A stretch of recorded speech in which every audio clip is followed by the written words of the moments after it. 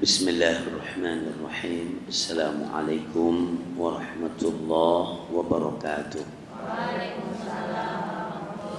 Alhamdulillahi rabbil alamin. Alladzi bi ni'matihi tatimmus shalihat. Alladzi faddalana wa akramana bi fadaila wa karamat. Allafa baina qulubina fa asbahna bi ni'matihi ikhwana. أشهد أن لا إله إلا الله وحده لا شريك له وأشهد أن محمدا عبده ورسوله اللهم صل وسلم على هذا النبي الكريم وعلى آله وأصحابه ومن سار على نهجه إلى يوم الدين ثم أما بعد. Majelis Ta'lim dua pekanan Tazkiyatul Nafas. Ibu-ibu semuanya yang berbahagia yang dimuliakan Allah Subhanahu wa taala. Untuk keluarga besar jamaah masjid ini, Masjid Al-Ikhlas, keluarganya, muwaqifinya, muwaqifatnya, berbahagia yang dimuliakan Allah Subhanahu wa taala. Sama-sama kita memanjatkan puja-puji syukur kita kehadirat Allah Subhanahu wa taala. Alhamdulillah, syukurillah, alhamdulillah, syukurillah. Alhamdulillah, syukurillah. Segala puji bagi Allah Subhanahu wa taala atas anugerahnya, kesempatan al-fursah yang Allah berikan kepada kita semuanya. Nikmatu al-umri, nikmatul hayati, nikmatul waqti, nikmat hidup, nikmat umur, nikmat kesempatan, sehingga kita bisa meresponi dan melaksanakan perintah Allah Subhanahu wa taala yang menjadi tujuan kita diciptakan. Wa ma khalaqtul jinna wal insa illa liya'budun. Aku tidak menciptakan jin dan manusia kecuali untuk berbakti, untuk beribadah, untuk tunduk kepada Allah Subhanahu wa taala. Nahnu ya Allah, ini kami semuanya beribadah kepadamu dengan bentuk al-julus fi majlis ta'lim, yaitu duduk di majelis ilmu. Ya Allah, mohon kesehatan, mohon kesembuhan, mohon keselamatan, kemudahan, kelancaran semua urusan kita semuanya dalam beribadah kepadamu ya Allah, birahmatika ya arhamar rahimin, bersama sarana-sarana yang membersamai kita, ya keluarga, dengan putra putri, anak cucu, sarana-sarana yang lain, ya semoga termasuk yang mendapatkan rahmat Allah Subhanahu wa taala, perlindungan Allah Subhanahu wa taala. Amin ya rabbal alamin.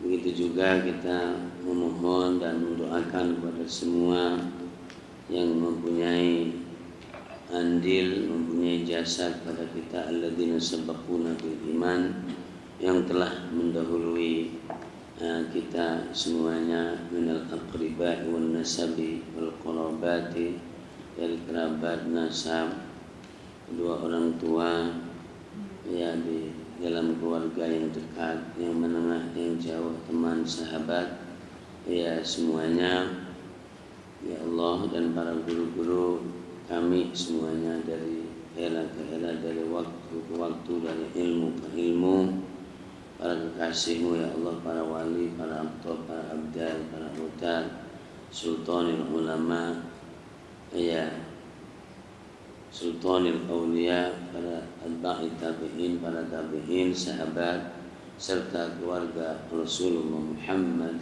sallallahu alaihi wasallam, khulafaur rasyidun Hasan Husain, ya wa afdalil khalqi ajma'in, nabiyyina wa habibina wa syafi'ina wa qurrati a'yunina Muhammad وإخوانه من الأنبياء والمرسلين والملائكة المقربين والروح الأمين جبريل عليه assalatu wassalam wa ila hadratika hadrati Rabbina azza wa jalla. Ya Allah, anta malikul muluk, ya Allah anta aslul wujud, ya Allah anta rabbu ilahul makhluqati jami'an, ya Allah anta maqsuduna wa ridhaka matlubuna birahmatika ya arhamar rahimin.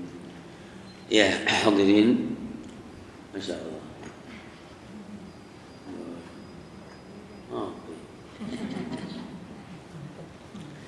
Budaya semua yang dimuliakan Allah Subhanahu wa taala, model kita adalah tubuh kita.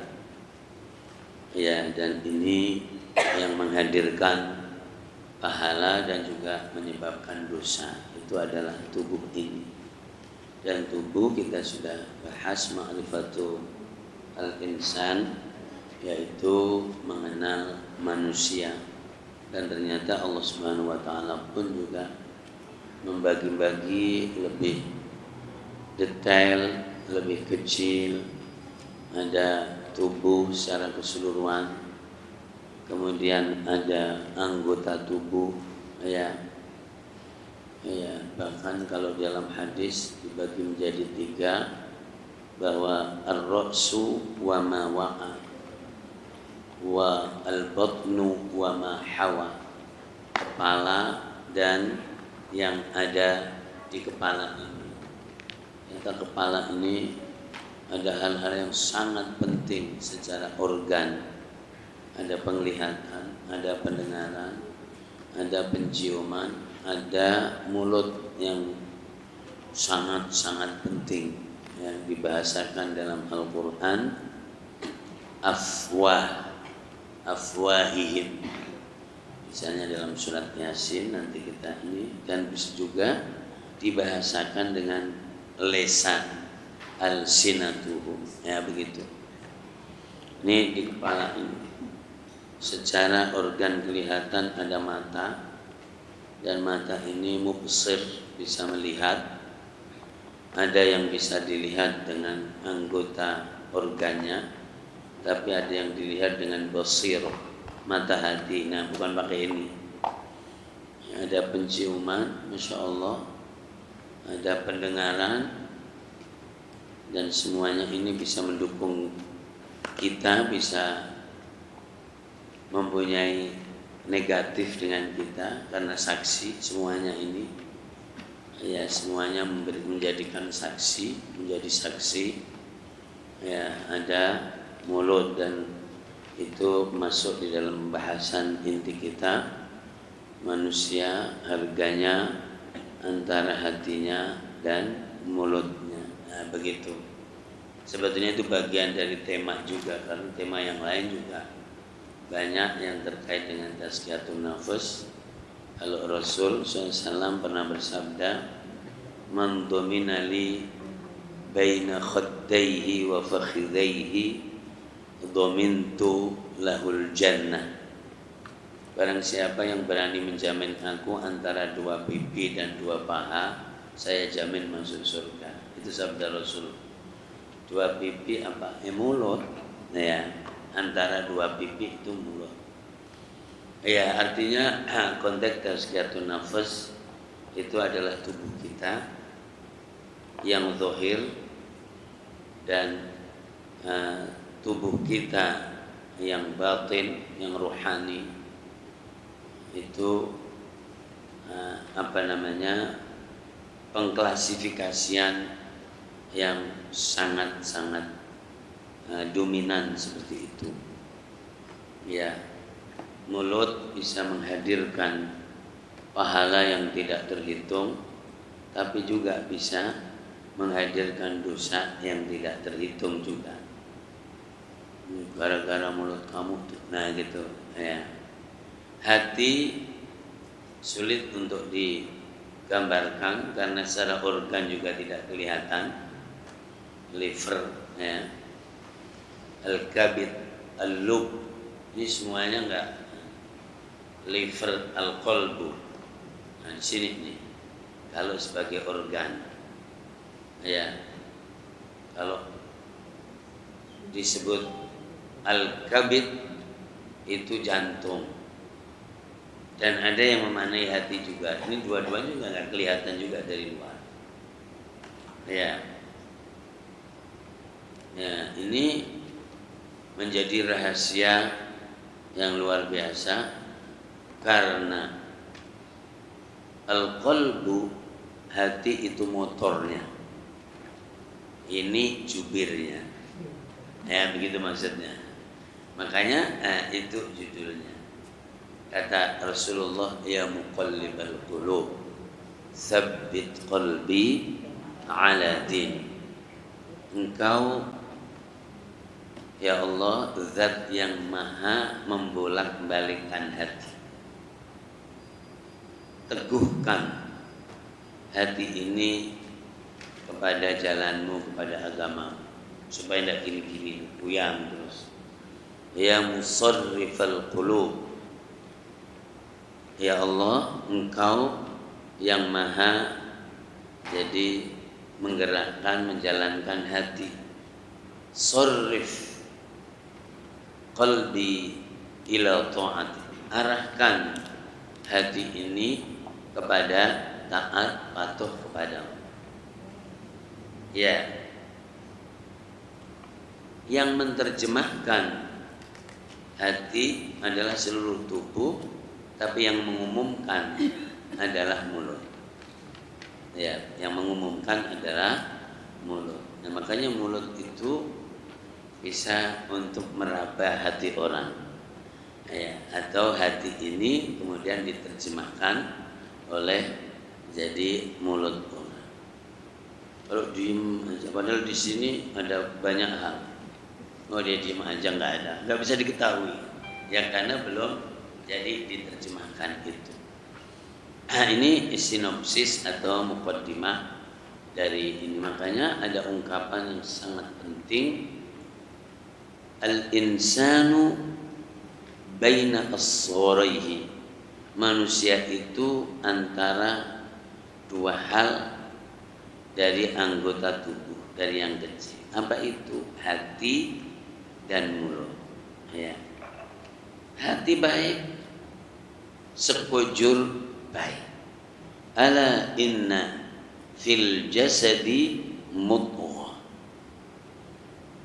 idza saluhat saluhal jasadu kulluh, wa idza fasadat fasadal jasadu kulluh, ala wa hiyal qalb. Kata Rasulullah SAW dalam hadis penciptaan manusia, ketahuilah bahwa di dalam jasad, di dalam tubuh manusia ada segumpal daging, kepelang begitu sedikit. Jika itu baik, maka semuanya akan baik.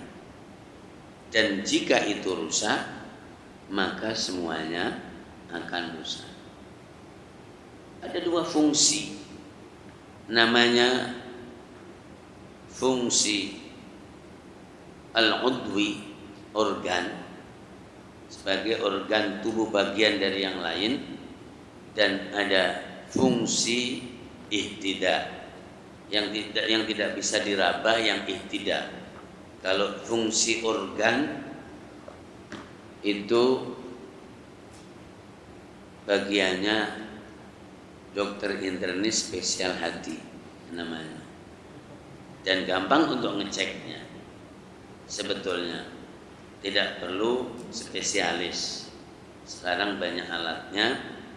Jadi diambil darahnya, terus dicek bagaimana kondisi hatinya, SGPT, SGOT normal. Pulang dari puskesmas, alhamdulillah jadi hatiku normal. Begitu. Itu secara organ. Dan itu bagus, ya, bagus. Secara organ juga bagus. Tapi secara ihtidak belum tentu bagus. Ihtidak itu petunjuk. Ihdinas siratal mustaqim. Tuntunlah aku ya Allah ke jalan yang lurus. Kalau hati itu sebagai bagian dari organ tubuh, jika baik otomatis mukmin dan muslim, maka semua orang sehat organnya dia akan menjadi mukmin dan muslim. Tapi ternyata tidak semua orang yang hatinya secara organ itu bagus, tapi dia menjadi orang yang mukmin, mukminah, soleh, solehah. Dan itulah arti dari surat 9 ayat yang ke-28. Ya, silakan Bunda. Ustaz mau ngopi. Saya sebenarnya nggak biasa, cuma kalau ngantuk. Ya. Surat 9 28. A'udzubillahi minasyaitonirrajim tanpa bismillah. Ya ayyuhalladzina amanu innamal musyrikuuna najasun fala يقربوا المسجد الحرام بعد عامهم هذا وإن خفتم عيلة فسوف يغنيكم الله من فضله إن شاء إن الله عليم حكيم. Sekarang udah ini mestinya nggak di sini kan ini? Ya, karena saya udah dipesan nggak boleh jalan-jalan.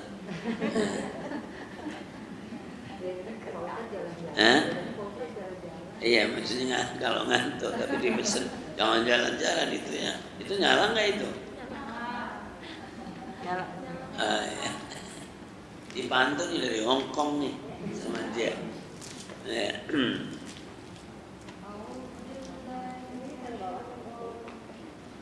Belum nyala.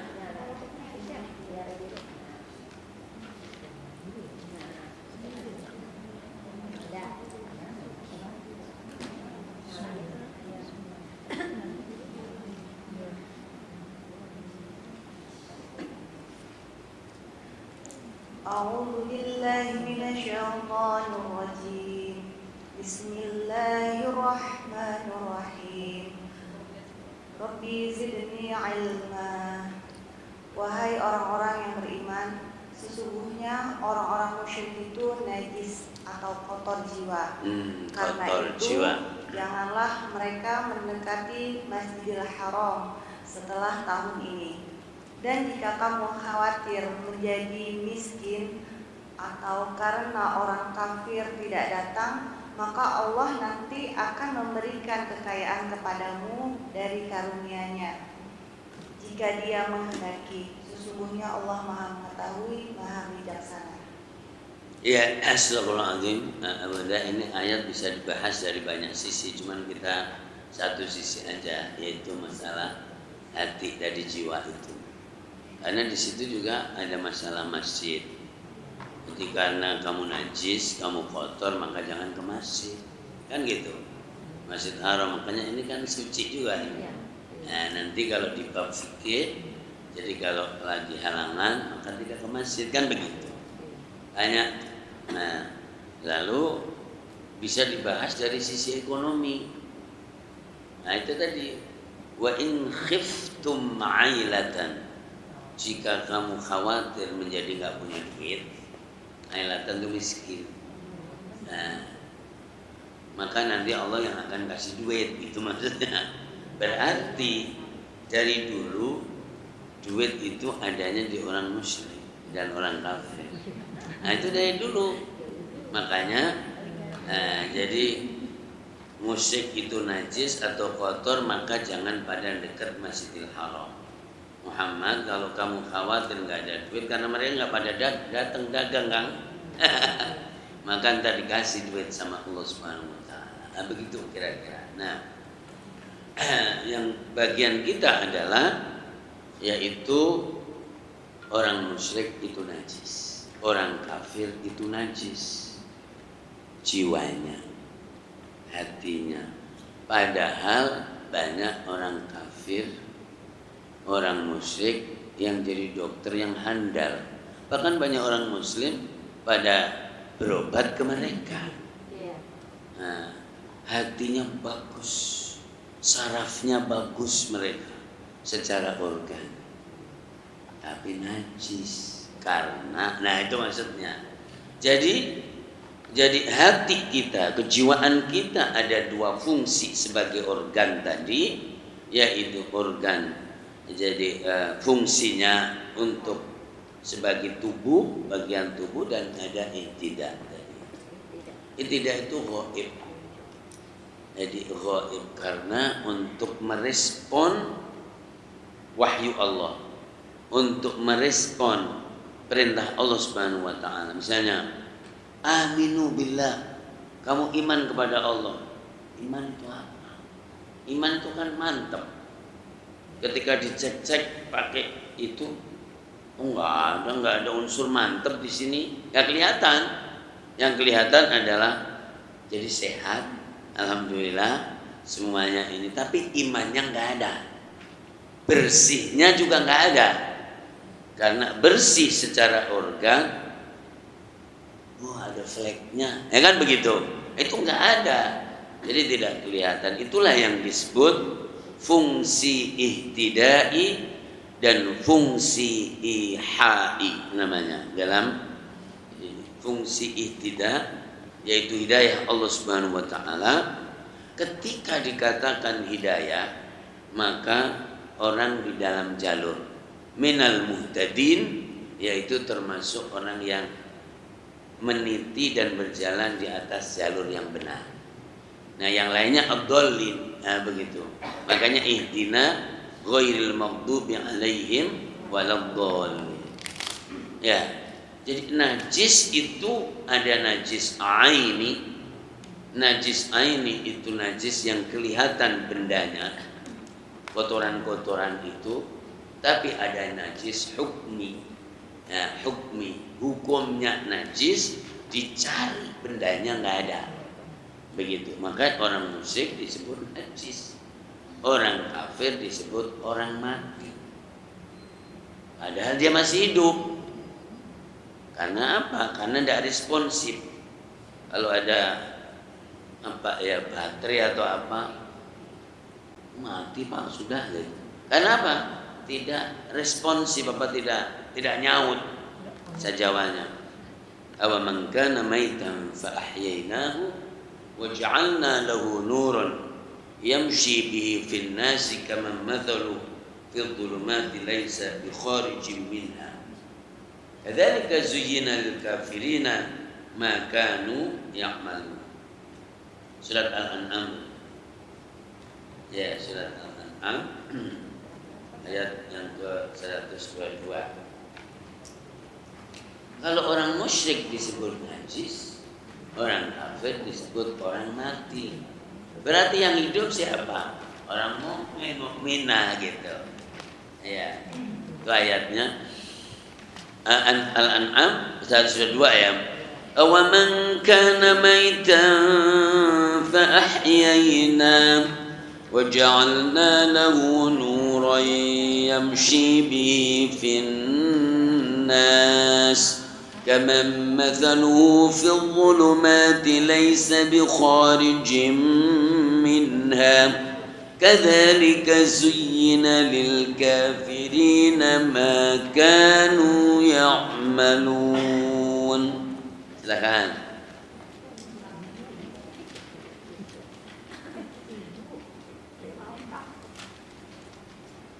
أعوذ بالله من الشيطان الرجيم.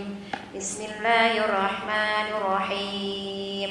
Rabbi zidni ilma warzuqni fahma. Dan apakah orang yang sudah mati lalu kami hidupkan dan kami beri dia cahaya yang membuatnya dapat berjalan di tengah-tengah orang banyak, sama dengan orang yang berada dalam kegelapan sehingga dia tidak dapat keluar dari sana.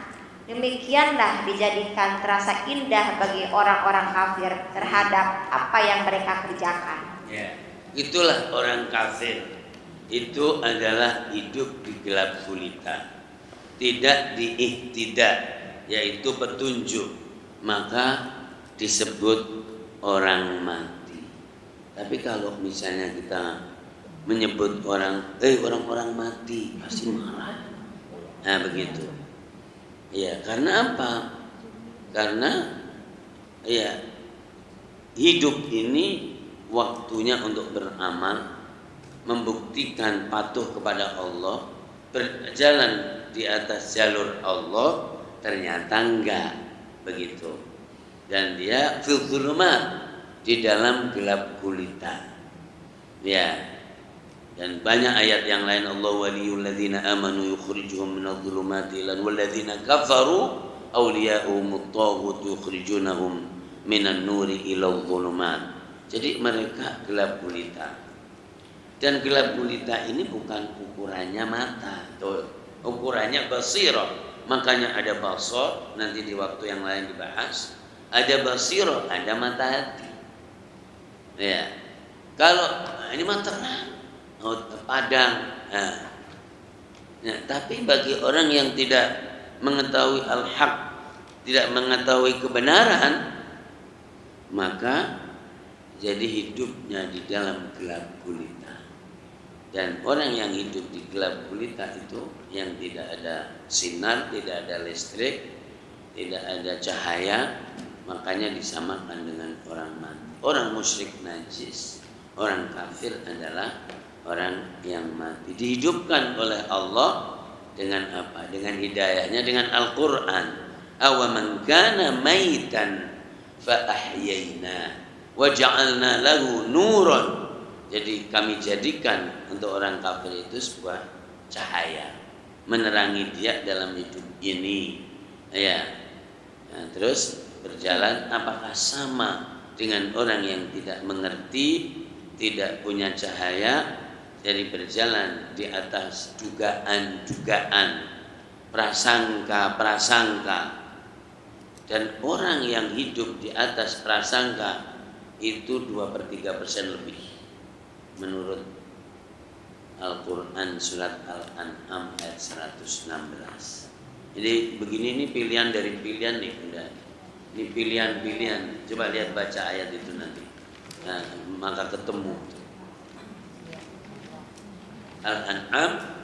Wa in tuti' aktsara man fil ardi yudilluka an sabilillah in yattabi'una illa dhanna wa inhum illa yakhrusun. Ya.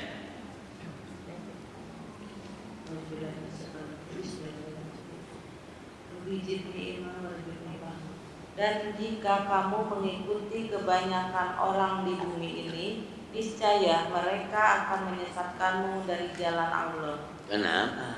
Karena terus yang mereka ikuti hanya persangkaan belaka dan mereka hanyalah membuat kebohongan. Iya. Jadi cuman prasangka, praduga, tidak yakin.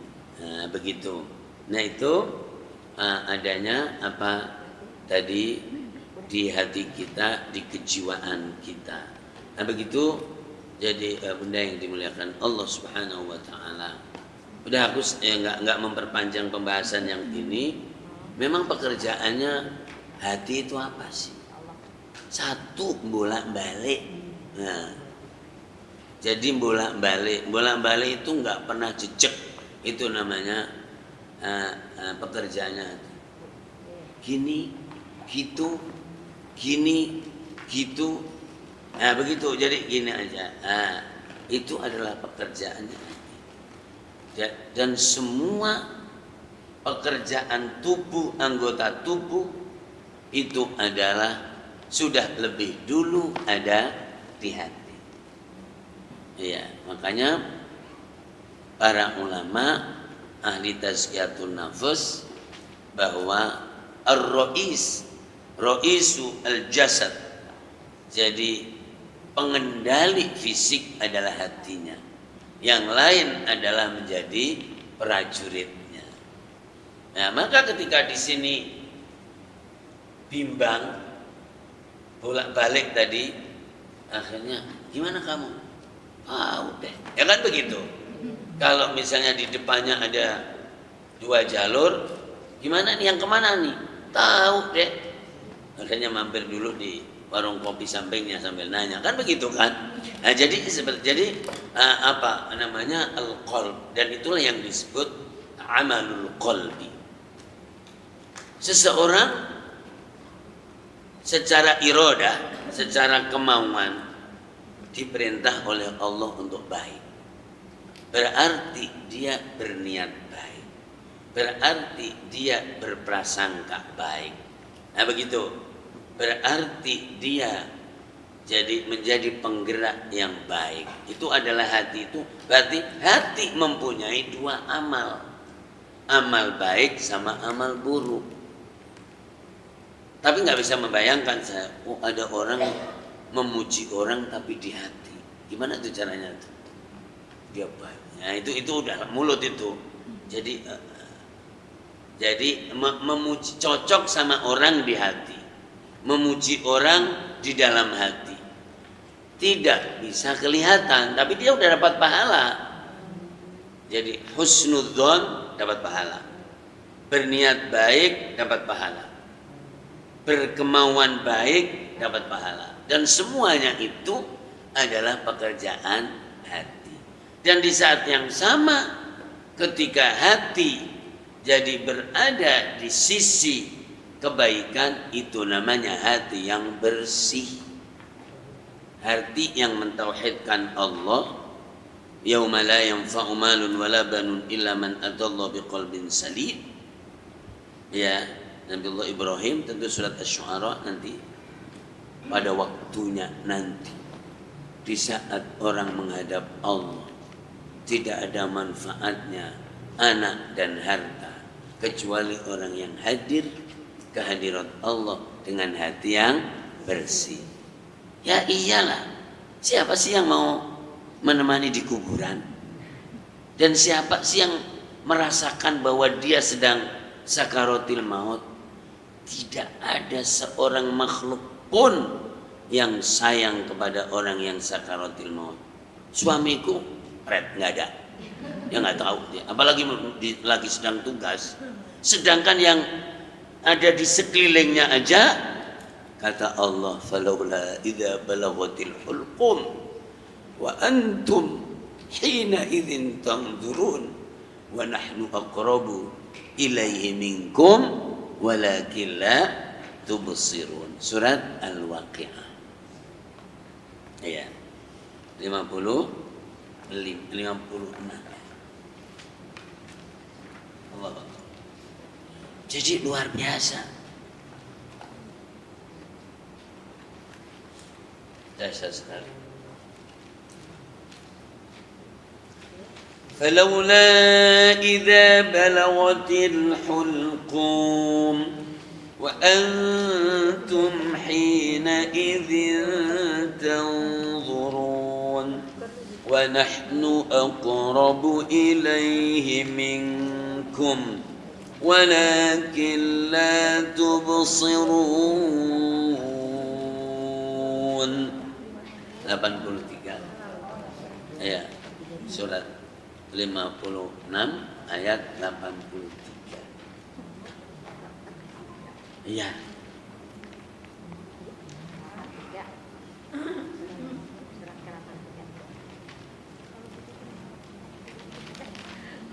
Temu kan? Suratnya 56, ayatnya 83, 84. Ya.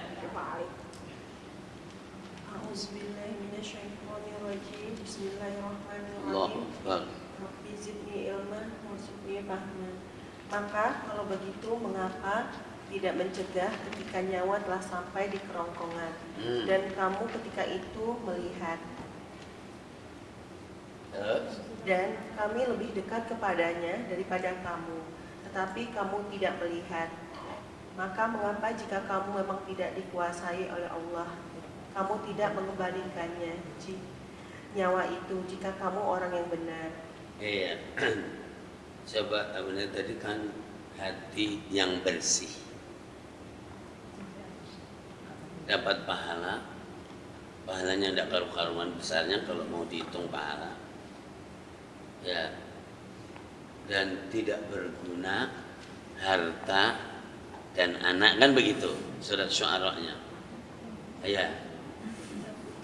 Ya karena tidak tahu apa yang dirasakan, apa yang dilihat, jadi orang yang jadi sedang seperti itu tadi. Ya. Falaula idza balaghatil hulqum wa antum hina idzin tanzurun wa nahnu aqrabu ilaihi minkum walakin la tubsirun. Yang maha melihat adalah Allah, yang maha dekat adalah Allah, dan makhluk-makhluk Allah bila orang itu hatinya selamat, hatinya bagus, maka dikelilingin oleh para malaikat dan dikelilingin amal-amal baiknya.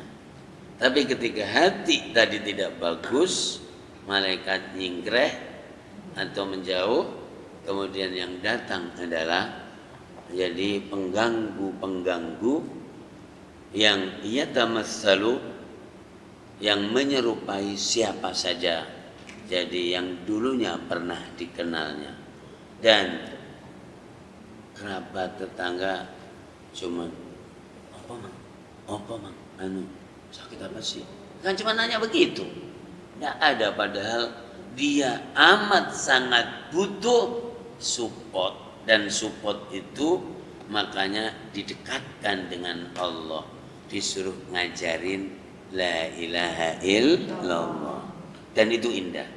Disuruh membisik-bisikkan kalimatut thayyibah karena dia merasa nyes, jadi merasa ini. Nah begitu, dan tidak bisa dilihat, meskipun kadang Allah memperlihatkan, jadi mungkin di muka kelihatan gimana itu, tapi yang inti Allah maha menutupi, ya Sattar, yaitu Allah maha menutupi. Artinya apa? Allah juga tidak senang dan tidak ridho kalau izin atau malunya hambanya itu diketahui oleh orang lain. Misalnya dia dalam kondisi tidak baik, maka Allah jadi tidak memperlihatkan itu supaya tidak menjadi pembicaraan umum. Makanya ada hadis, man satara musliman satarahullah. Siapa yang menutupi aibnya saudaranya, maka nanti akan ditutup oleh Allah Subhanahu wa taala. Kembali lagi, itu adalah perbuatan sendiri. Karenanya dalam bab fikih, bab jenazah, bagaimana kalau pas lagi seperti itu, dianjurkan yang dekat adalah keluarga dekatnya, yang bagus di dalam kamar atau ditutupin sesuatu, biar kalau nampak sesuatu tidak diketahui orang lain. Itulah pekerjaan hati. Dan hati ini sangat unik, meskipun ternyata kadang berbeda perbuatannya, tapi ternyata hatinya baik, yang diterima oleh Allah adalah hatinya. Makanya itu tadi, harga manusia adalah ada di hatinya sebelum dimunculkan menjadi terjemahan itu. Kalau dalam sumpah juga, bahwa ada orang mulutnya bersumpah tapi ketelanjur, namanya maafin saya nggak niat sumpah misalnya gitu. Apa tuh namanya tuh? Ya, ketelanjur lah istilahnya, Bang. Keceplosan. Maka Allah pun juga memaafkan, dan yang diterima yang ada di hati. Ayatnya ada dua, la yu'akhidhukumullahu billaghwi fi aymanikum walakin yu'akhidhukum bima aqadtumul ayman bima kasabat qulubukum. Itu ada di surat Al-Baqarah. Ya, jadi indah sekali sebetulnya yang gini-gini ini, Jadi bagaimana? Jadi hati. La yu'akhidhukumullahu bil-lagwi fi aymanikum walakin yu'akhidhukum bima kasabat qulubukum. 225. Ya. 225. Ya. لا يؤاخذكم الله باللغو في أيمانكم ولكن يؤاخذكم بما كسبت قلوبكم والله غفور رحيم.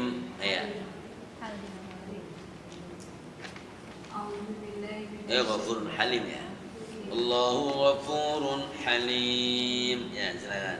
A'udzubillahi minasyaitonirrajim. Rabbi zidni ilman warzuqni fahman. Allah tidak menghukum kamu karena sumpahmu yang tidak kamu sengaja, tetapi Dia menghukum kamu karena niat yang terkandung dalam hatimu.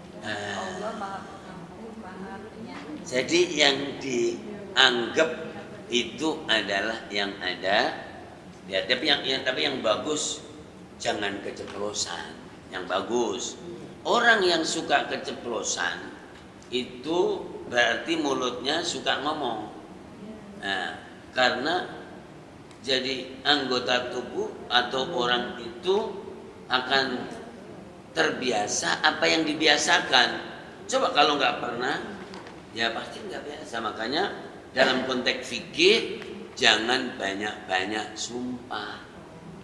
Jangan banyak-banyak sumpah. Sumpah itu dipakai kalau penting. Kalau nggak penting nggak usah sumpah. Nah gitu. Nah ini wallahi melulu. Ya begitu. Surat Al-Maidah surat 5 ayat yang ke-89. Ya. لا يؤاخذكم الله باللغو في أيمانكم ولكن يؤاخذكم بما عقدتم الأيمان فكفارته إطعام 10 مساكين من أوسط ما تطعمون أهليكم أو كسوتهم أو تحرير رقبة فمن لم يجد فصيام 3 أيام ذلك كفارة أيمانكم إذا حلفتم واحفظوا أيمانكم كذلك يبين الله لكم آياته لعلكم تشكرون.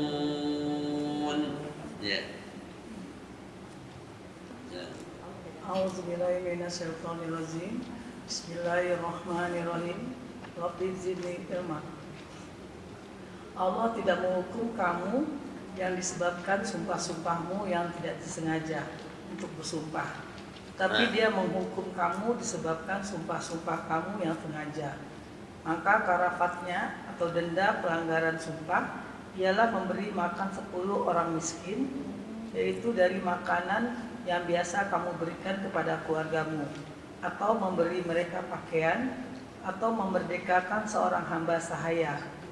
Barang siapa yang tidak mampu melakukannya, maka karafatnya berpuasalah 3 hari. Itulah karafat sumpah-sumpahmu apabila kafarat sumpah-sumpahmu apabila kamu bersumpah. Dan jagalah sumpahmu. Demikian Allah menerangkan hukum-hukumnya kepadamu agar kamu bersyukur kepadanya. Astagfirullahaladzim. Nah itu Bunda ya, jadi hati kita secara organ dan kemudian itu menjadi sebuah sense dan kejiwaan, dan itu tidak mudah ditebak. Katanya ada pepatah apa sih? Dalamnya laut bisa Dalamnya laut dapat diukur. dalamnya laut bisa diukur atau bisa dan dalamnya hati nggak bisa. Ya, jadi begitu. Apalagi ada orang yang pinter mengelabui, nah gitu. Dia sebetulnya lagi sedih, tapi dia menampakkan senang, nah gitu. Dan itu juga ada tuntunannya. Jangan menampakkan sedihmu kepada orang lain, karena kamu sama dengan membuka aibnya Allah Subhanahu wa Ta'ala. Tuh, coba tuh. Gimana maksudnya? Yang namanya sedih itu karena kejadian sesuatu yang tidak disukai.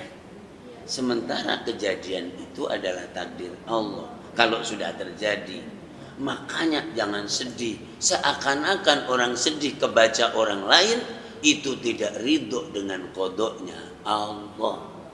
Makanya jadi ketemu orang itu yang seneng aja, nah gitu, ya, yang seneng aja karena jadi mampu untuk menyembunyikan jadi kepastian Allah dan takdir Allah yang dialami.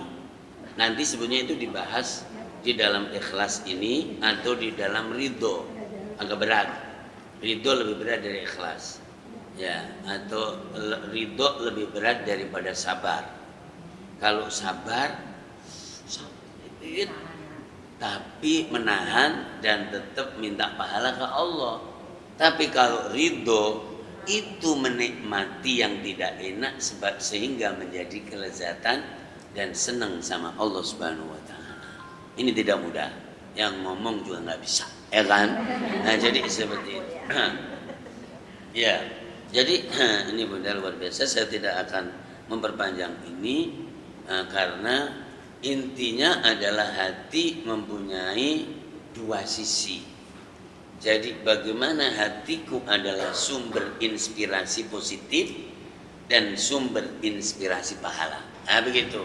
Karena di sisi lain ada hati yang kotor, ada hati yang sentet. Kata Rasulullah, hatinya orang kafir itu hati yang buntek, nah gitu apa namanya, buntu, tertelungkup. Hatinya orang munafik itu hati miring, hati sentet namanya. Jadi tertelungkup, buntu, dikasih wahyu diajak ngaji, nggak mau, gitu aja, nggak nerimo. Lalu kalau yang miring, sentet, ada masuk dikit berabas kemana-mana, masuk dikit berabas kemana-mana, artinya tidak nyisa sama sekali. Nah, inilah hati semua, dan hati itu ya kadang begini kadang begitu, tergantung ketemu siapa. Ketemu orang soleh solihah, alhamdulillah sabar. Ketemu orang yang ngomporin, berubah juga. Nah, itu masalahnya. Ya, terus tentu kita lanjut sesuai judul, hubungannya jadi dengan yang namanya lisan. Ada beberapa ayat sebetulnya, Masya Allah. Ya, lisan ini. Lisan maknanya lidah, lisan maknanya mulut. Dimaknai lidah, mulut tanpa lidah pasti tidak bisa ngapa-ngapain. Coba lidahnya dipegang gitu, terus mangan, bisa enggak? Yang membuat bisa nikmat juga lidah, yang bisa fasih juga lidah. Orang yang lidahnya kaku, maka dianya cadel. Jadi begitu. Jadi tidak bisa apa-apa. Maka di Al-Quran disebutnya lidah, di Al-Quran disebutnya mulut al-fam, ya, kemudian jadi di Al-Quran disebutkan pula asy-syafatan. Misalnya contoh di surat Al-Maidah ayat 45.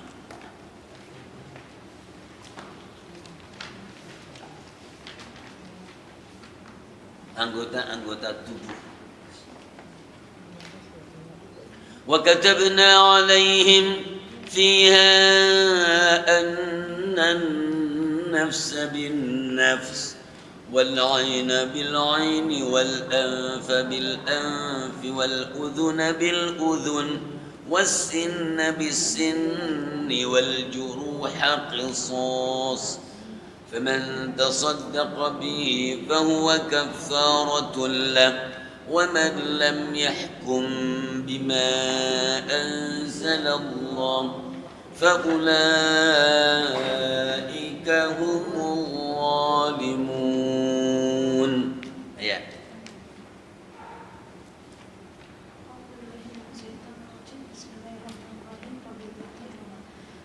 Kami telah menetapkan bagi mereka Bani Israel di dalamnya Taurat bahwa nyawa dibalas dengan nyawa, Nyawa.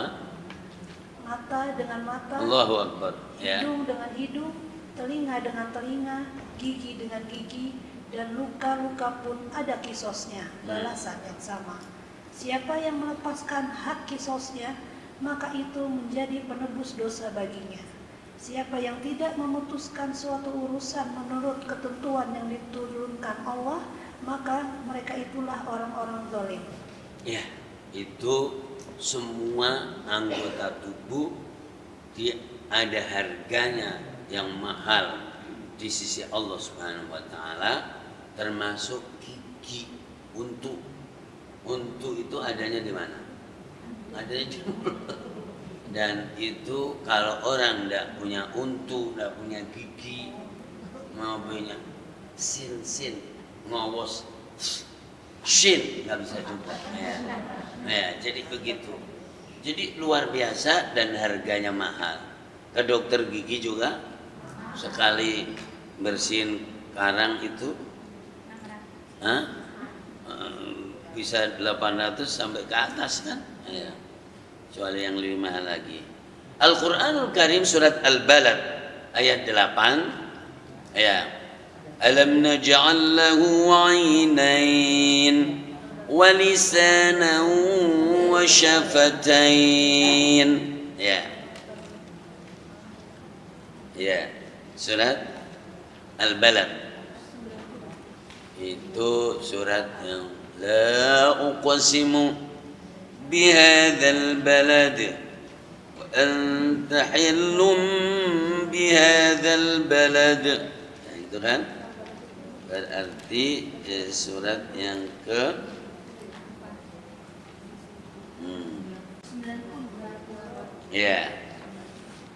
90 ayatnya 8 tadi.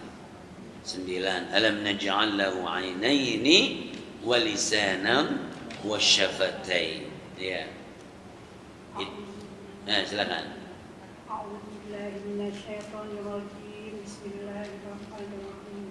Rabbi zidni ilman. Bukankah kami telah menjadikan untuknya sepasang mata,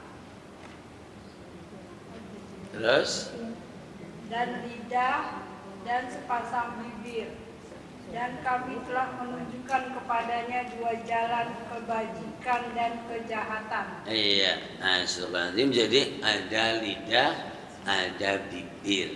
Jadi biasanya kalau disebut semuanya itu adalah disebut mulut, al-fam atau al-fah.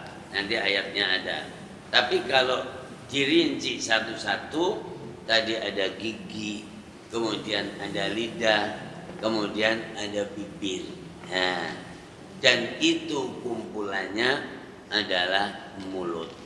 Ya, Masya Allah, mulut ini.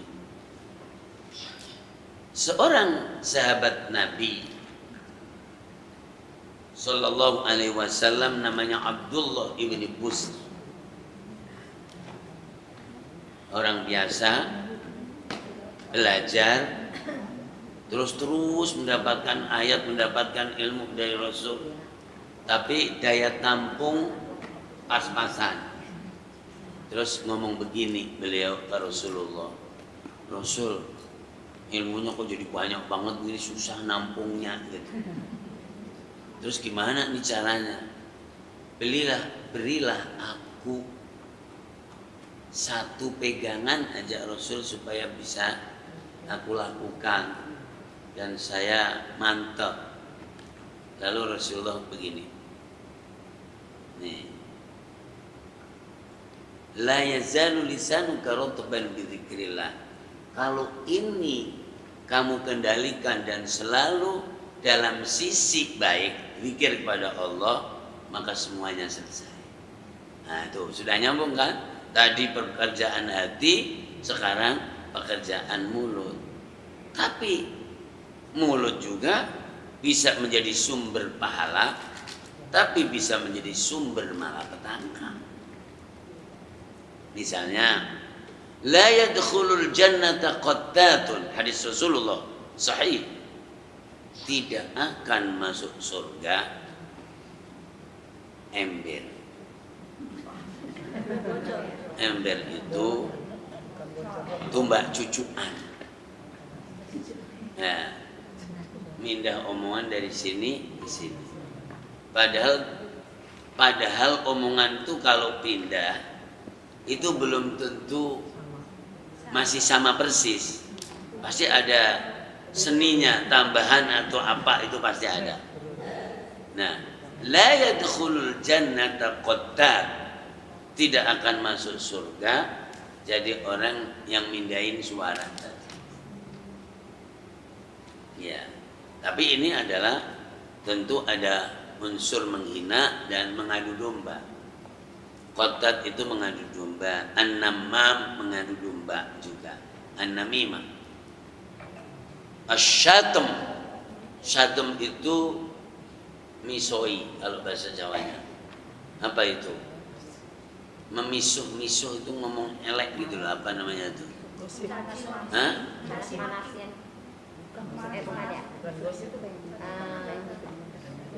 Ya. Rasulullah bersabda, lastu fahasyan wala la'anan. Aku itu jadi bukan orang yang mulutnya comberan, jorok, ngomongnya jelek, apa ada pilihan-pilihan bahasa, tapi dia memilih yang kasar, yang kotor gitu. Nah, jadi begitu kira-kira. Nah, itu bukan itu, dan itu juga menjadi sumber salah paham, sumber informasi yang tidak valid, kemudian dosa, kemudian ada bohong. Jadi ini pekerjaan mulut. Makanya kalau ayatul munafiqi salasatun, tandanya orang munafik itu 3. Dalam hadis ini, yang lain juga ada 5 juga. Idza takallama kadzaba atau idza hadatsa kadzaba. Jika berbicara dia, nah gitu. Idza khasama fajara. Jika sedang kesel sama orang, bahasanya tidak karu-karuan. Nah gitu aja. Fajara itu bahasa jorok-jorok masuk. Nah, itu cirinya. Dan itu pekerjaan mulut. Dasar lu misalnya. Kalau dasar lu sih nggak penting, belum apa-apa, cuman tekanannya. Tapi nanti lanjutannya apa? Dasar lu gitu. Apa lanjutannya itu? Hah? Nah, jadi begitu. Jadi idza wa'ada akhlafa wa idza hadatsa kadziba, ya, wa idza tumina khana wa idza khasama fajara. Orang itu kadang ada 2 bahasa. Yang satu bahasa yang aman, satu butuh interpretasi. Pikirannya orang punya konotasi kemana gitu. Ya, maka menggunakan bahasa yang aman dan bahasa yang baik. Nah itu juga pekerjaan mulut. Nah, ya. Dan itu menjadi terjemahan dari yang ada di sini. Kalau ada orang di sini lagi marah dan kesel, kira-kira mulutnya gimana? Nah, begitu. Oke. Jadi tadi yang saya katakan, kemudian wal mar'u bi asgharihi, manusia itu dengan anggota tubuh kecilnya 2, yaitu hati dan mulutnya. Lisan dan mulut ini yang paling banyak karena dia disebut jubir. Ya, maka yang paling banyak. Makanya nanti di akhirat mulutnya dikunci. Bukan giliran kamu sekarang. Nah, jadi Karena mulut ini, kalau mulut yang tidak baik, sampai di akhirat pun bohong. Karena kan ditanya oleh Allah, kenapa kamu musyrik? Oh enggak, kamu enggak musyrik Allah. Kan begitu. Makanya kunci dia. Surat Yasin ayat 65 itu, al-yauma nakhtimu ala afwahihim wa tukallimuna aydihim wa tashhadu arjuluhum bima kanu yaksibun. Sama surat Fussilat surat 41 ayat yang ke-21 ya. Ya benar, silakan dilihat dari tadi surat Yasin sama ya surat Yasinnya ayat yang ke-65. Surat Fussilat itu surat 41. Ya, ayat 21 22. Silakan.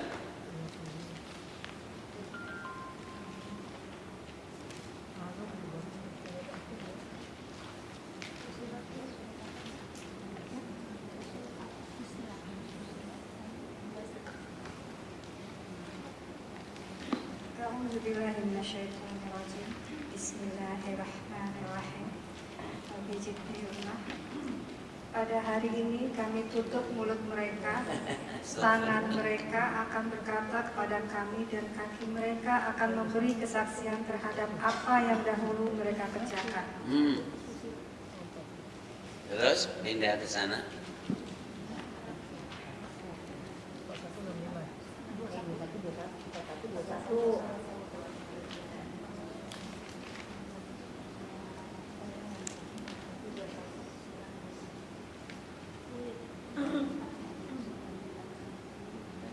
Fussilat ya, 41. Ya, suratnya 41. Dan mereka berkata kepada kulit mereka, atau sebelumnya dulu, sebelumnya. Ayat sebelumnya. Sehingga apabila mereka sampai ke neraka, pendengaran, penglihatan, dan kulit mereka menjadi saksi terhadap apa yang telah mereka lakukan. Dan mereka berkata kepada kulit mereka, mengapa kamu menjadi saksi terhadap kami? Kulit mereka menjawab, yang menjadikan kami dapat berbicara adalah Allah, yang juga menjadikan segala sesuatu dapat berbicara. Dan dialah yang menciptakan kamu yang pertama kali, dan hanya kepadanya kamu dikembalikan. Nah, jadi nanti mulutnya dikunci Allah. Ini semuanya pada bicara nih. Mata bicara sesuai dengan itu. Tangan bicara, kaki bicara, telinga bicara, kulit bicara. Makanya bertengkar nih anggota tubuh nih. Nah mulutnya gini, begitu. Karena mau membela nggak bisa. Nah jadi inilah mulut. Ya sudah, kita tambah satu ayat dan nanti tanya jawab dulu. Ya, ada surat Qaf, surat yang ke-50, ayat yang ke-18. Ya, surat 50 ayat 18. Ma yalfidhu min qawlin illa ladayhi raqibun atid. Astagfirullahaladzim. Mari, silakan. Bismillahirrahmanirrahim.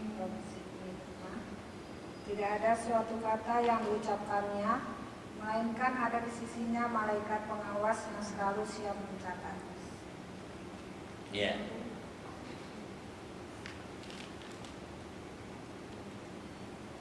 Jadi kan ada tukang catat di sebelah kanan, di sebelah kiri, raqib dan atid. Ya, khusus ma yalfidhu min qawlin, apa yang diucapkan maka langsung terekam baik-baik jadi oleh juru catat. Itu yang diperintah oleh Allah Subhanahu wa taala. Pasti akan ada penyesalan karena nanti kan diperlihatkan begitu, diprint. Ini omonganmu, ya kan begitu. Ya meskipun nanti kan menyesal terus minta maaf itulah. Nah, tapi itu semuanya ada rekaman. Ma yalfidhu min qawlin illa ladaihi raqibun atid. Maka yang bisa jadi menyelamatkan itu hati. Makanya di situ ada ungkapan as-sukutu salamatun. Meneng itu mas. Nah gitu. Karena enggak kedeteksi sama malaikat tadi. Kalau misalnya ada orang suka ketelanjur keceplosan yang tidak baik, maka wah berarti gue banyak menang aja ini. Karena pasti, nah kan gitu. Nah, hati-hati. Jadi memang ada orang yang tabiatnya itu banyak ngomong, seneng komentar, dan memang dari situ duitnya juga, ya kan? Ya, komentator. Ada orang memang yang begitu. Jadi orang yang diem ini berarti ibadahnya ibadah hati yang tadi. Ya. Nah kalau yang banyak ngomong, ya dialirkan aja ke arah yang lain supaya banyak pahala. Coba kalau untuk membaca Quran jadi 1 juz gitu, berapa hurufnya? Likulli harfin hasanah wal hasanatu bi'ashrati amsalihha. Setiap 1 huruf 10 ya kan balasannya. Nah kali berapa? Nah itu begitu. Nah kemudian khawatir terlanjur atau keceplosan atau kejatuh kepada omongan yang tidak baik, maka ngomong sak perlune. Min husni islamil mar'i tarkuhu ma la ya'ni. Sebaik-baik Islam dan kualitas seseorang jadi ngomong sak perlune saja. Mau kemana? Ya. Tetapi kelihatan kaku. Nah, jadi begitu. Tapi ini akan saya kasih hadisnya. Hadisnya ngeri banget. Innar rajula la yatakallamu bil kalimati la yulqi laha balan yahwi biha fin nari kama bainal masyriqi wal maghrib. Ada seseorang mengucapkan satu kata dan dia tidak merasakan sesuatu dengan perkataan itu, tidak memperhitungkan, cuek aja. Tapi ternyata dengan satu perkataan menyebabkan jatuhnya dia. Yahwi, bahkan sampai menjadikan dia sebab masuk neraka. Orang penting itu kalau keceplosan keterlanjur ngomong menjadi masalah. Maka kalau yang ceplas-ceplos itu kalau orang tidak penting malah nggak ada masalah. Begitu penting akhirnya apa? Padahal jadi sebetulnya dia tidak sengaja, tapi akhirnya digoreng oleh media, selesailah dia, tamat dia. Ya kan begitu. Inilah, ya tidak tahu siapa aja lah. Nah, jadi kalimatun rajulun yaqulu kalimatan la yulqi 'alaiha balan. Jadi dia ngomong satu kata tidak sengaja ternyata menjadi akhir perjalanannya dan akhir sejarahnya. Begitu juga sebaliknya. Rajulun yulqi kalimatan la yulqi 'alaiha balan. Mengatakan satu kata tidak terasa, tidak dianggap terlalu ini, tapi ternyata menjadikan dia masuk surga. Itu luar biasa. Sama dengan orang bersedekah tepat padahal tidak terlalu berarti, tapi bisa jadi menambah umurnya 40 tahun. Bagaimana? Contohnya apa? Man kana akhiru kalamihi la ilaha illallah dakhalal jannah. Barang siapa yang ujung perjalanan hidupnya ditutup dengan la ilaha illallah pasti masuk surga. Satu kata juga kan. Satu kata yang lain masuk neraka. Dilalahnya pas sakaratil maut karena tidak kuat sakitnya dia murtad dan menyebut selain Allah. Dan kan satu kata juga. ngeri banget. Nah inilah mulut.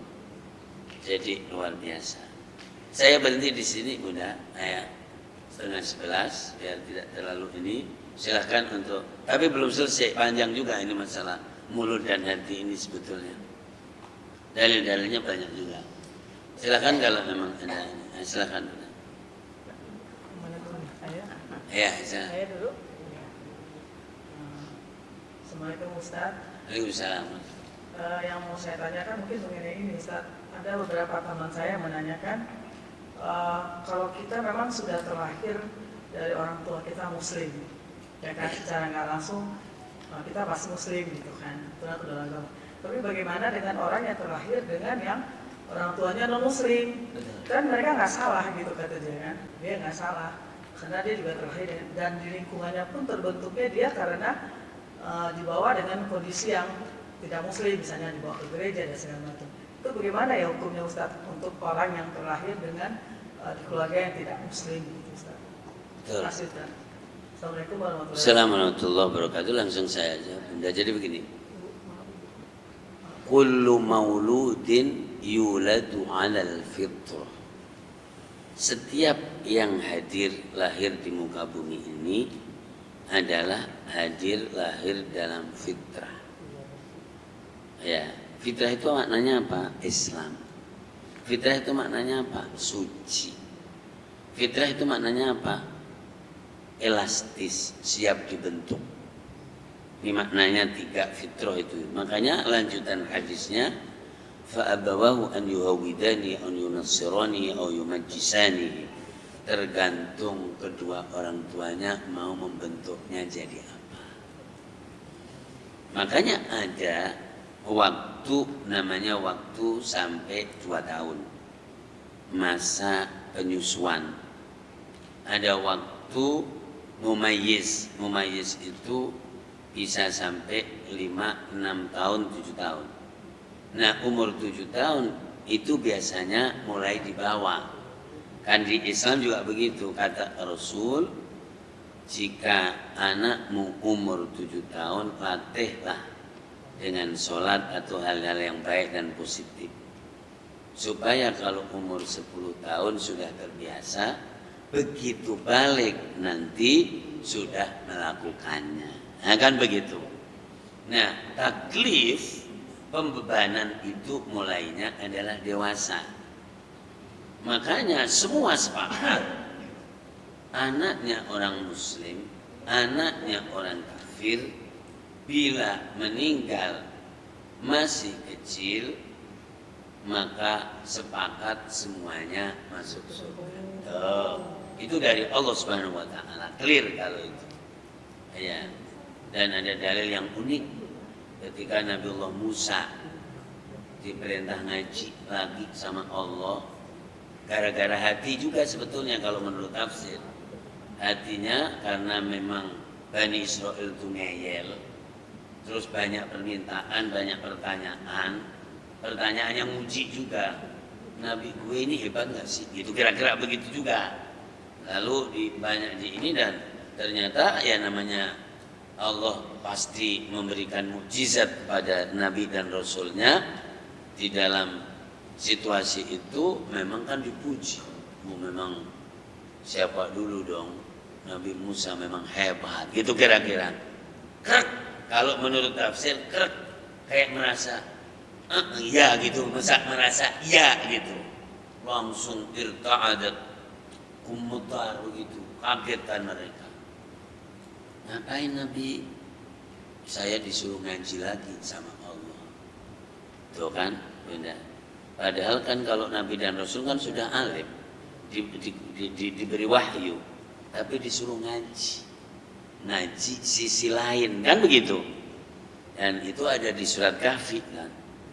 Ngaji kemana ya Allah? Udah kamu jalan aja, bawa bekal. Kagak dikasih, Google Map-nya nggak dikasih, jalan terus. Nanti akan ada petunjuk. Kan jalan terus tuh di pinggir pantai kan jalan. Sama Nabiullah Yusha yang nemenin. Akhirnya udah lama jalan, capek, ketemu batu tidur. Ya begitu. Lalu, ya setelah bangun, ada kejadian yang disaksikan oleh Yusha bin Nun bahwa bekalnya itu melompat, kan begitu kalau di Qur'annya. Dan nanti itu menjadi, tapi karena bengong, jadi mau menceritakan, kemudian tidak terjadi dan jalan lagi terus, akhirnya terasa lapar. Lapar itu juga petunjuk juga. Mana tuh bekal? Wah, maafin Nabi di sana dulu, yang tadi di sana tuh, yang kita kecapean tadi, ternyata bekal kita malah melompat gitu kan. Nah, mohon maaf, akhirnya nggak apa-apa, itu petunjuk dari Allah Subhanahu Wa Taala. Balik lagi. Jadi ini sekelas Nabiullah Musa, disuruh ngaji sabar, suruh ngaji nurut. Maksudnya ngajinya apa? Ngaji nurut namanya, udah lakonin aja. Jadi begitu ngaji itu jangan, belum tentu dalil, belum. Jadi ngaji juga udah ikut saya, udah gitu aja. Nanti disuruh menyaksikan apa aja. Balik lagi ternyata yang tadi melompat tadi menjadi petunjuk. Ternyata ketemu apa? Orang nyantik di sono tuh, yang nanti disebut Khidir, ya kan? Khidir, boleh enggak aku belajar sama kamu? Allah perintah, kamu enggak kuat. Boleh enggak aku belajar? Kamu enggak kuat. Kan begitu kan? Itu guru apaan tuh? Kira-kira kan begitu kalau di dunia ini. Guru kok ada orang ngaji kok bilang kamu enggak kuat. Ya ngaji aja kan begitu, tapi ternyata pokoknya saya mau ngaji, kan begitu. Lalu ya udah kalau ngaji nanti pas ngaji jangan pada ngomong, ya kan gitu kira-kira. Ya, jadi ternyata ngajinya bukan duduk begini, ngajinya diajak jalan dan disuruh menyaksikan sesuatu yang mungkar. Bagaimana tidak mungkar dia naik perahu malah gurunya usil. Jadi perahunya dirusak, dipolongin di ini. Ya kan seorang nabi, rasul, utusan Allah melihat kemungkaran pasti ngomong. Nah, coba itu ngaji yang lain namanya. Dan itu juga ada ilmu yang bukan yang ada di kepala kita aja, ada ilmu yang lain juga. Itu juga penting yang begini ini. Akhirnya gimana ini nanti orang pada kerem gimana ini? Ya kan? Jadi sudah bilang tadi nggak boleh ngomong. Ya kan begitu.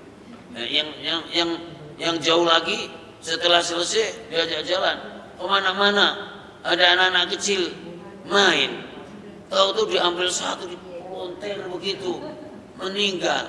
Ya kan pekerjaan yang tidak benar itu. Ngomong lagi, aqatal nafsan zakiyatan bi ghairi nafs.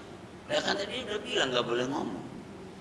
Tuh, jadi ternyata ada sisi lain, tapi poinnya adalah anak kecil tadi saya diperintah oleh Allah untuk membunuhnya karena anak kecil itu nanti kalau gede akan menjadi durhaka kepada orang tuanya. Ketika jadi diwafatkan sekarang, maka dia masuk surga. Dan nanti orang tuanya diganti anak yang lain, yang baik, dan nanti semuanya akan kumpul di surga. Zahirnya menyedihkan dan menyakitkan. Berarti anak nakal gedenya, tapi ketika meninggal di waktu kecil, jadi anak kecil gedenya kafir. Kalau meninggalnya di waktu kecil, semuanya masuk surga. Nah, kalau sudah jadi dibawa kepada jalan yang tadi, misalnya mohon maaf di jalan yang keliru kan gitu kan. Ya, kan dia juga sudah pintar, sudah bisa membaca, sudah membandingkan, makanya kudu belajar. Bukankah diberi pendengaran, nanti pertanyaannya begitu, bukankah diberi akal? Dan kalau dulu ada orang yang namanya Salman Al-Farisi, ada orang yang namanya jadi Suhaib Ar-Rumi. Itu apa? Itu dia adalah hidup di lingkungan agama lain tapi baca kitab. Lah, katanya ini ada yang lain juga. Cari dia, akhirnya kemudian menjadi orang muslim. Mesti kudunya di sekarang juga bisa sudah. Sekarang itu di TV kan sudah banyak banget itu. Ada Donditan, ada Bang Zuma, ada, enggak mungkin enggak dengar yang lain. Dan nanti di neraka ditanyakan juga, saya mau dong keluar dari neraka. memang dulu belum pernah ada Rasul. Udah, nggak ada pengajian di Al-Ikhlas. Ada, tapi kenapa nggak kan gitu? Jadi itu akan menjadi dialog juga di akhirat nanti. Tapi kalau betul-betul tidak mendengar, kalau betul-betul tidak mengetahui bahwa ada tauhid, ada iman, ada Rasul, ada Islam, masuk surga. Kalau betul-betul nggak tahu. Dari mana dalilnya? Surat Al-Isra, surat 17, ayatnya mulai 13, 14, 15. Iqra kitabak kafa bi nafsika al-yawma 'alayka hasiban. Man ihtada fa innama yahtadi li nafsihi wa man dhalla fa innama yadhillu 'alayha wa la taziru waziratun wizra ukhra wa ma kunna mu'adzibina. Di sini poinnya. Wa ma kunna mu'adzibina hatta nab'atsa rasula. Gitu. 17. Ya kalau mau diambil yang wa ma kunna mu'adzibina boleh aja, tapi nyambung dari atas. Ya. Ya, silakan.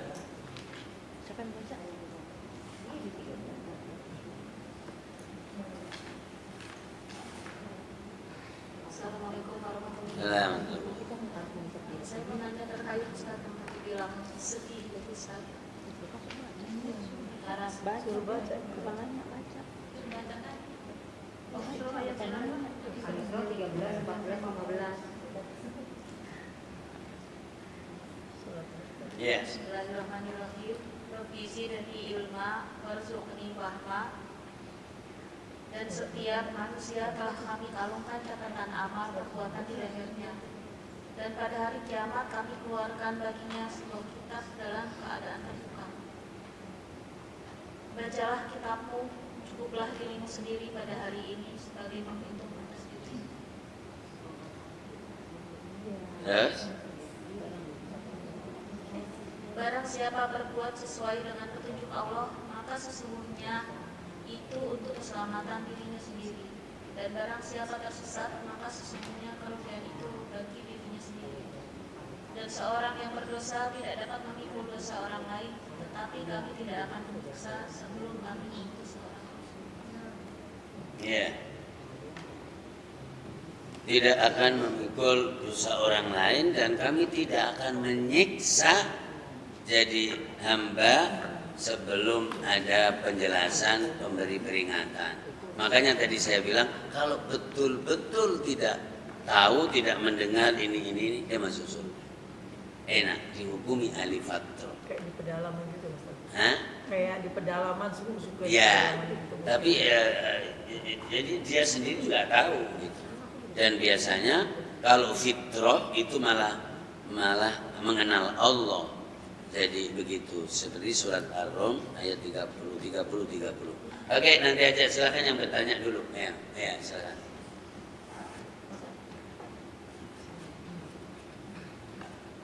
Assalamualaikum Ustaz, saya bertanya mengenai sumpah tadi ya Ustaz.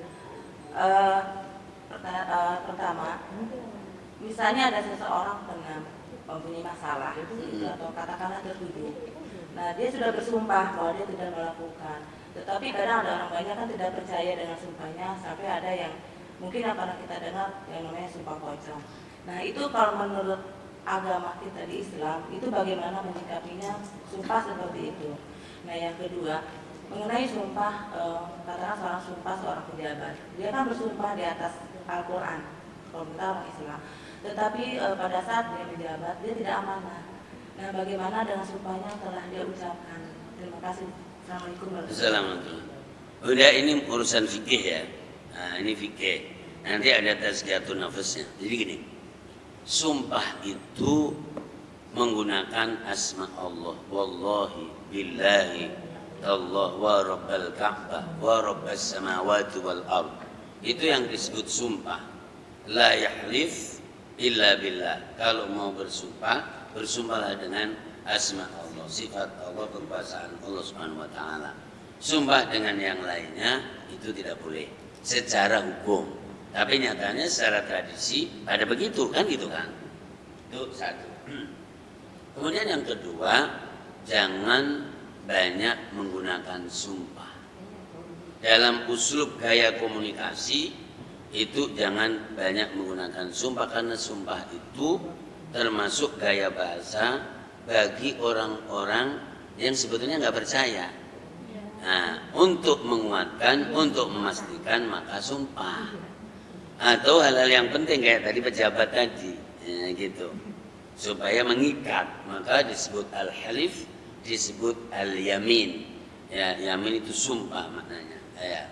Dan itu disebut ikatan. Maka di surat Al-An'am tadi, bima aqadtumul aiman, ikatan. Sumpah itu ikatan. Dan kalau orang imannya kuat, itu tanpa sumpah dia udah percaya. Nah, tapi kalau dia nggak percaya kecuali sumpah, menunjukkan imannya juga rendah. Clear. Siapa yang paling banyak bersumpah di dalam kehidupan, dalam Quran? Yang paling banyak bersumpah adalah orang munafik. Idza ja'akal munafiquna qalu nashhadu innaka rasulullah. Kan begitu. Begitu ketemu Rasul, wallahi aku beriman padamu wahai Rasul. Kata Allah, Allah sudah tahu kalau aku ini Rasulullah. Dan Allah juga tahu bahwa sumpahmu itu munafik. Ya kan gitu. Jadi kalau dengan yang begini-begini ini sebetulnya jangan dikit-dikit sumpah. Hukum dasar sumpah secara fikih itu makruh. Karena dikit-dikit sumpah. Nah, begitu. Menunjukkan bahwa hubungan tidak saling percaya. Nah, jadi diantara biasa maka tidak bersumpah. Itu di poin yang ini ya. Yang kedua, terus gimana itu para pejabat dan siapa saja? Dalam hadis Rasul, kalau ada orang bersumpah dan tidak baik, maka tidak boleh dilaksanakan dan diganti dengan yang baik dan dia membayar kafarat. Yang tadi ada di sana tadi. Itu yang pertama. Yang kedua, orang yang bersumpah karena Allah untuk melakukan sesuatu kemudian melanggar, maka harus membayar kafarat. Orang yang bersumpah bohong, maka dia ancamannya masuk neraka yang disebut al-yaminul ghamus. Ya, dan syahadatul zur dalam Quran surat Al-Furqan, enggak usah dicari, nanti nyari dulu. Walladzina yashhaduna az-zura wa idza marru bil lagwi marru kirama. Surat 25. Kalau ayatnya jadi surat 25 sebentar 68 70 71 22 sekitar 73 kalau nggak 74 73. Nah, jadi seperti itu namanya persaksian bohong, persa palsu. Nah, sekarang tradisi sumpah menyumpah di pejabat itu penting dan itu benar sumpahnya. Saya yakin di saat disumpah dia tidak punya niat mau berdusta. Kadang berdosanya kan nanti, nah, kan gitu. Ya. Dilupa soalnya. Jumat ke Jumat, Ramadan ke Ramadan bisa menghapus dosa-dosa tadi. Makanya suka ada pejabat rame-rame atau menjelang Lebaran pada umroh Lailatul Qadar. Itu namanya umroh ngapus sumpahnya. Nah, begitu. Ya. Jadi luar biasa, memang ada celah-celah itu memang ada. Tapi bagi masyarakat tentu pasti punya penilaian. Satu, cuman masyarakat juga mudah dibuat lupa. Yang penting ada cipratannya. Ya, ini yang jadi masalah kan. Tapi dalam konteks tazkiyatun nafas, jadi semua pekerjaan itu adalah muraqab. Muraqab itu diawasi oleh Allah. Makanya anta'budallaha ka'annaka tarahu fa illam takun tarahu fa innahu yaraka. Melakukan segala sesuatu seakan-akan kita melihat Allah. Bukan semata-mata untuk ngafir, untuk menutupi. Kalau kamu tidak bisa tulus melihat Allah, yakinilah bahwa Allah boten sari. Allah itu melihat kita. Akhirnya apa? Meskipun awalnya tadi kelasnya kelas fikih, yang penting saya dimaafin, akhirnya menjadi kelas tazkiyatun nafas. Jujur saja, kelas tazkiyatun nafas lebih tinggi dari kelas fikih, karena fikih itu adalah proses untuk mendapatkan tazkiyatun nafas. Makanya tidak semua orang yang baca Quran itu mendapat hidayah. Tapi ketika orang merenungi memahami Al-Quran, maka bisa mendapat hidayah. Kenapa ada orang yang baca Quran nangis, kemudian ada orang baca Quran sambil makan sate? Karena yang satu jadi bahwa merenungi, ternyata dia bisa menangis. Jadi renungan tadi kan nyentuh hati itu, ya. Jadi seperti itu. Jadi ada yang mainnya main di fikih, yang penting ntar umroh aja. Maka hilang gitu. Ya. Dan dia kalau kafarotnya ringan, puasa 3 dino, ya, kan puasa 3 hari cuman. Atau ngasih menjadi makan 10 orang, ya kecil bagi mereka lah. Gua ngasih makan, apalagi ukuran apa? Apakah ukuran Simpang Raya, atau ukuran sederhana, atau ukuran warteg? Lah kalau ukurannya Simpang Raya pun juga kecil, makan sekali kalau udah dibungkus begitu, misalnya 40 atau berapa? Hah? Oke, 50 kali 10 berapa?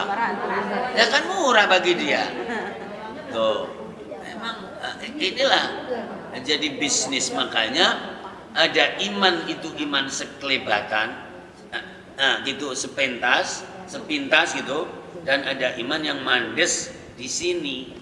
Nah, iman yang tazkiyatun nafas itu iman yang mandes, iman sekelipatan seret begitu, yo iman juga, tapi tidak akan bisa membentuk dan mewarnai diri, tidak akan bisa.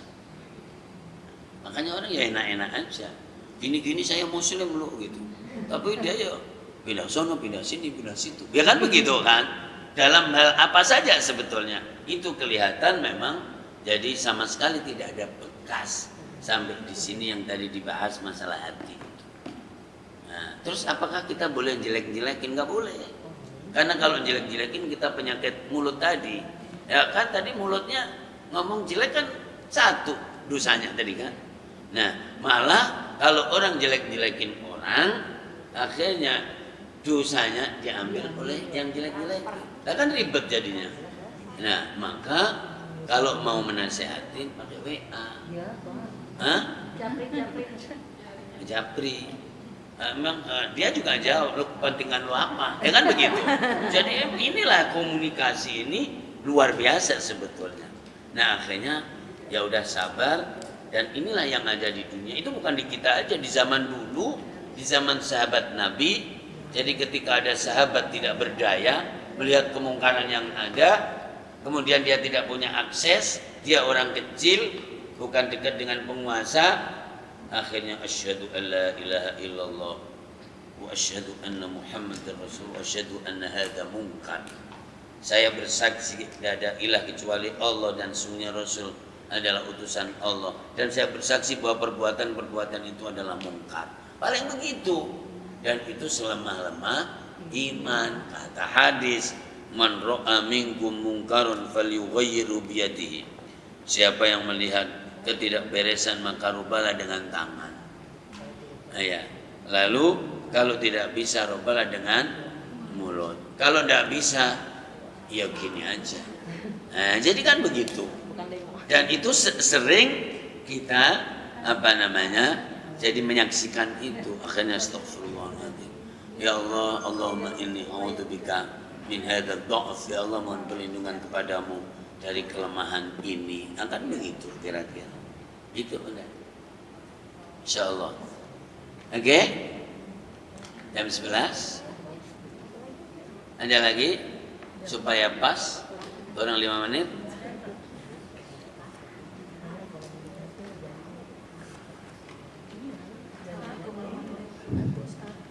Mau nanya tadi yang Ustaz bilang tentang sedih itu, Kita kan maksudnya sedih itu juga bisa dibilang kita juga ya Ustaz ya. Sedih. Iya. Kenapa? Tadi Ustaz bilang kan kita sebagai orang beriman nggak perlu sedih gitu.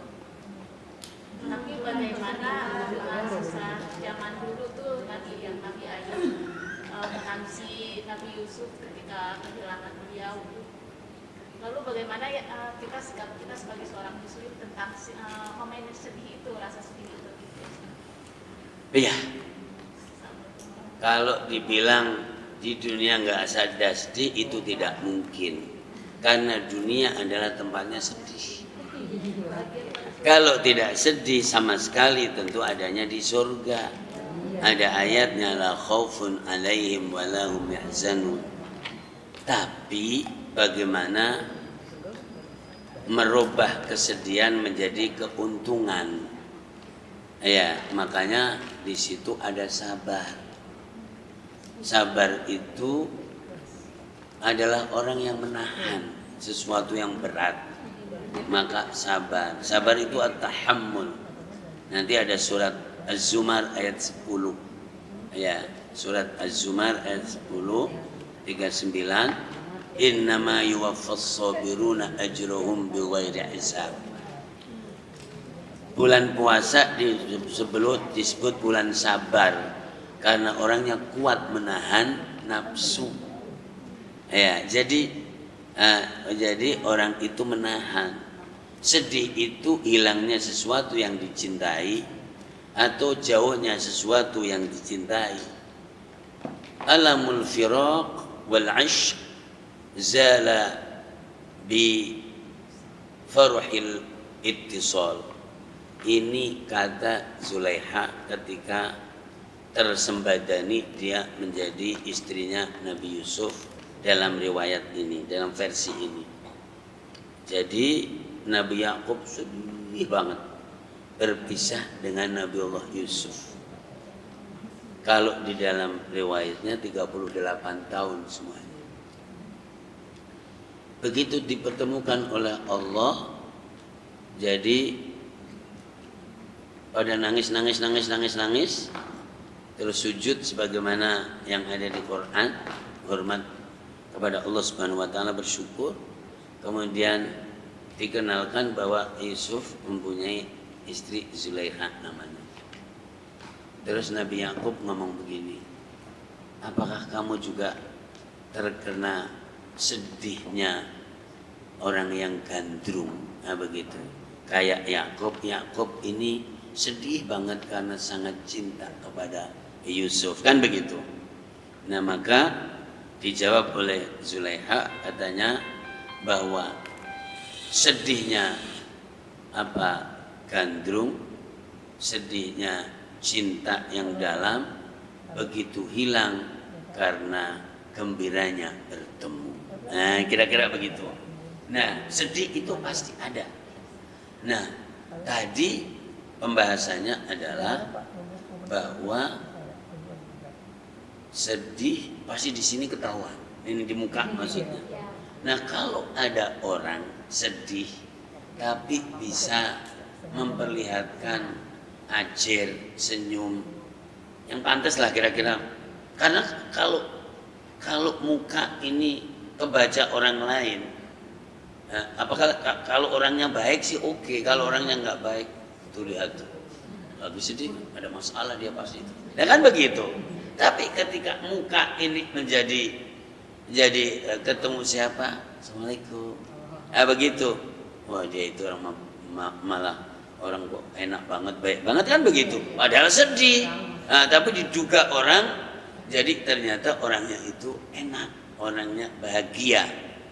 Ada ayat di dalam Al-Quran luar biasa, lil fuqara alladziina uhsiru fi sabilillahi la yastati'una darban fil ardi yahsabuhumul jahilu aghniya'a minat ta'affuf. Ada orang sebetulnya hidupnya sengsara, susah. Tapi setiap ada di kesamuan, ada di tempat pertemuan, dia selalu kelihatan ceria. Dipakai pakaiannya yang paling baik, atau tidak punya yang paling baik tapi bersih, rapi. Akhirnya banyak orang nanya ke dia dan bahkan ngajuin proposal. Ini cerita Quran loh ini. Kamu kok gembira terus, berarti duit kamu banyak ya, gitu. Nah inilah mengelola kesedihan. Dan kalau sedih terus gini, emang selesai? Enggak selesai juga kan? Nah begitu. Dan orang yang kuat menutupi kesedihan tadi itu disebut orang kuat. Tapi boleh nggak sedih? Boleh. Wong itu kata Rasul, al-ainu tadma wal qalbu yahzun. Pekerjaannya mata tuh yo nangis, pekerjaannya hati yo sedih diantaranya. Kalau ada sedih yang wajar itu tidak ada masalah. Nangis yang wajar juga tidak ada masalah. Ya, nah, jadi seperti itu. Dan kemudian kalau di tazkiyatun nafsnya kan katanya jadi innallaha ma'as sabirin. Allah bersama yang sabar.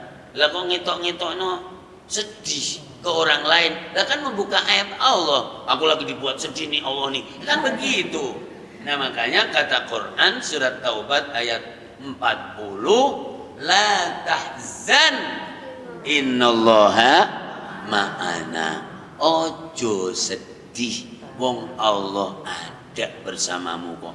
Terus saya kan tinggal bilang, ya Allah, gue sebetulnya sedih banget.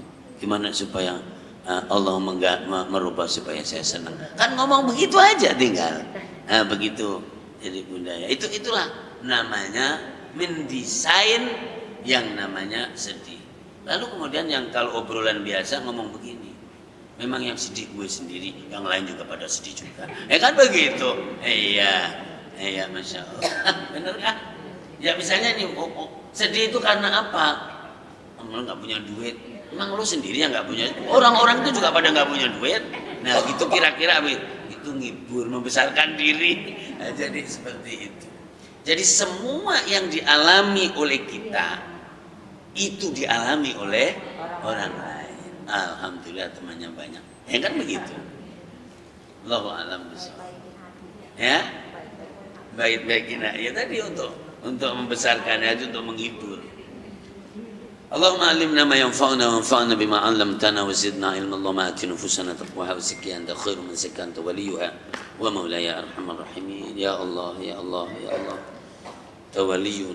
Anta waliyuna wa waliyus salihin was salihat ya Allah. Allahumma la sahla illa ma ja'altahu sahla wa anta taj'alul hazna was sa'ba idza syi'ta sahla ya Allah. Warzuqna as-sihhata wal 'afiyata was salamata min kulli baliyah warzuqna tulal umri fi husni amal. Khususnya pengajian kita ini, anggotanya dan seluruh keluarganya, amin ya rabbal alamin. Rabbana atina fid dunya hasanah wa fil akhirati hasanah wa qina adzabannar. Sallallahu ala sayyidina Muhammad wa ala alihi wa sahbihi. Alhamdulillahi rabbil alamin. Subhanakallahumma hamdika asyhadu an la ilaha illa anta astaghfiruka wa atubu ilaik. Assalamualaikum warahmatullahi wabarakatuh.